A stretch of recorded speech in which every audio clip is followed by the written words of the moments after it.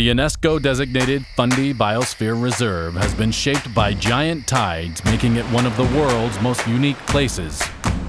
This series explores some of its amazing hiking destinations. Located in New Brunswick along the Bay of Fundy coastline, the abundance of trails in this seaside landscape provides access to a wealth of amazing places. As the core area of the reserve, Fundy National Park is a hiker's paradise. It's low tide on the upper Salmon River Delta, and we are nearly a kilometer from the village of Alma. Due to the churning tides of the bay, the water remains cool here all summer.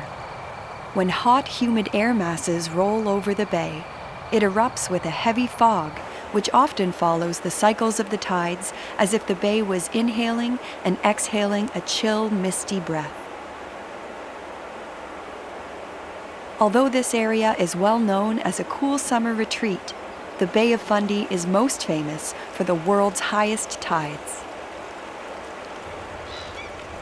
Just over 6 hours ago, the entire delta was covered with over 10 meters of water, and in another 6 hours or so, the tide will transform this exposed delta back to seafloor.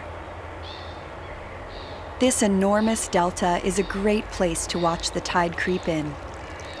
Here, the ocean rises and falls at a rate of about 1 inch per minute, and on a calm day, you can actually watch it trickle through the ripples in the sand. On flat sections of delta, large areas can disappear in a matter of minutes.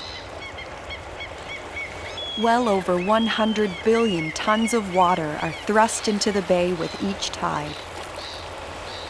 Normally a 6-hour process, this time-lapse montage accelerates the influx of seawater nearly 400 times.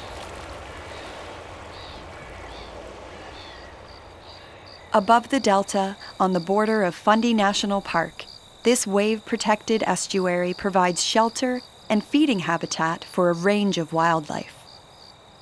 The food web here includes clams hiding in the mud, succulent shore plants fringing the salt marsh, and fish heading inland to spawn. At low tide, migratory birds are the most frequent benefactors of this buffet. But others, like this white-tailed deer and her 2 fawns, may find an easy meal, such as these Samfire Greens. There are many types of grazers and hunters using a range of techniques in the estuary. This great blue heron wades into the channel and relies on its sky-colored camouflage and stillness when hunting.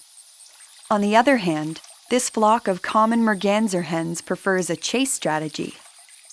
While swimming in formation, they submerge their heads and look for prey. The heron, however, prefers to stay put and nabs fish with its long, sharp beak as they pass. The mergansers are more energetic and dive explosively to catch their lunch. The ducks can continue to fish as the tide returns, but the deer must retreat to the forest.